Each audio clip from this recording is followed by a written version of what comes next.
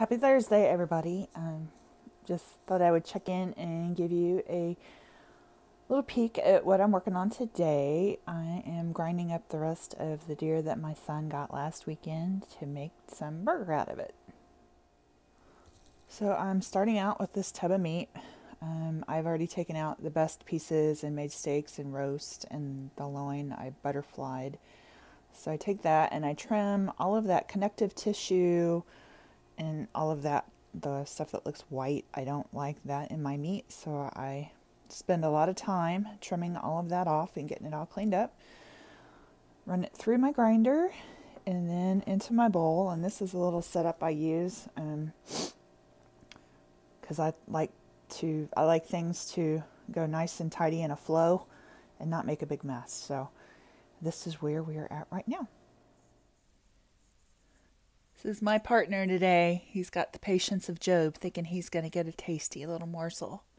But I don't know about that. All right, the hard part is over. Finally, I didn't think I was ever going to be finished. So grind it all up, and then I will use my scale in some little container, and I sort mine out into pound packages, and then I like to wrap it in freezer wrap. I've used plastic baggies before, different things, and I tend to like the freezer wrap the best. You can buy like the little bags that the lockers use, but that's extra work because then I would have to run it back through the grinder to put it in that little bag. So there you have that. Okay, we are getting close to being finally finished, and two very important things. You always want to date and label your packages. I put, it's 11, 15, 18 deer burger, and then I put the initial of the one whose deer it was, and then 1 pound. Partly, I put the initial on there just because the boys take pride in knowing that they have put meat on the table for the family, and also they are highly competitive, so they know whose is whose, and also it helps me to know what meat come from what deer. Then if there's any problems or anything's questionable, I know which package and I know what's what. That is one good thing about processing your own meat. Excellent clean air right there, by the way, Tough and Tender from my wellness company. And another big important thing is make sure you clean your equipment extra good. I will soak my grinding equipment in the hottest water possible while I packaged everything up. It's been soaking, so now I'm going to scrub it and wash it and let it air dry.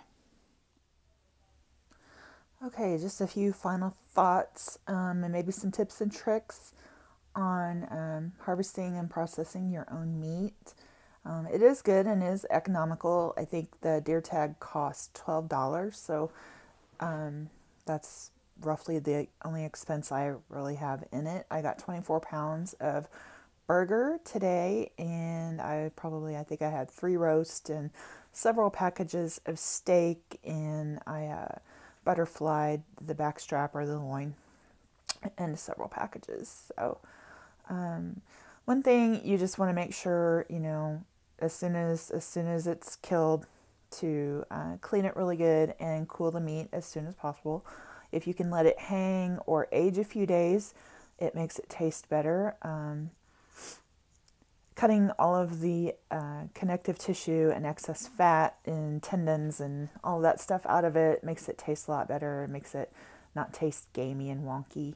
When I was married a long time ago, I wouldn't eat deer because I didn't like the taste of it. And then after I got divorced and became a single mom and had 4 little kids to feed, when my boys got old enough to, when my oldest boy got old enough to start hunting, he was about 7 or 8 years old, and he put meat on the table, and that made him really proud to be able to do that, and it was a good character builder for him. For all the boys, it has been that way. So that's just getting that really gamey taste out of it makes all the difference in the world, because if it tastes wonky, I won't eat it. Using the fillet knife, I've found, is really good.